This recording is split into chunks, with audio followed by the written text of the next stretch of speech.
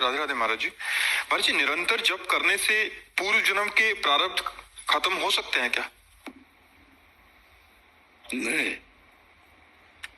भगवत प्राप्ति हो जाएगी तो प्रारब्ध भोगना पड़ेगा। प्रारब्ध बहुत वज्र की लीक होता है।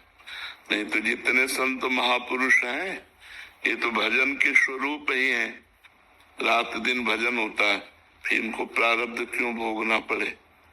बड़े बड़े सिद्धों को प्रारब्ध भोगना पड़ता है। क्रियमाण भस्म हो जाएगा, संचित भस्म हो जाएगा, प्रारब्ध भोग के काट लिए जाएंगे और भगवत प्राप्ति हो जाएगी।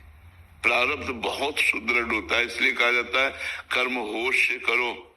अगर गलत कर्म हो जाए तो उनको तत्काल प्रायश्चित करो, भस्म करो, नष्ट करो, कहीं वो प्रारब्ध न बन जाए।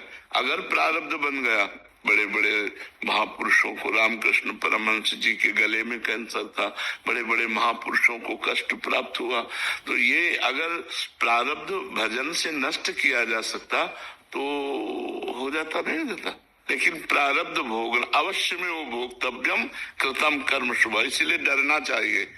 अगर पाप कर्म बन जाए तो उसे तत्काल विद्वानों से, संत महात्माओं से पूछ करके उसका नाश करना चाहिए। भजन है, अनुष्ठान है, तीर्थयाटन है, दान पुण्य है, उस किसी भी तरह से उस पाप कर्म को नष्ट कर देना चाहिए। अगर वो नष्ट नहीं हुआ और वो गुप्त पड़ा रहा तो प्रारब्ध बन जाएगा। प्रारब्ध बन गया तो अवश्य में भोक्तव्यम, ये भगवान के वचन है, अवश्य में वो भोक्तव्यम कृतम कर्म शुभाशुभम। जो तुमने शुभ अशुभ कर्म किए हैं उनका फल तुम्हें भोगना पड़ेगा।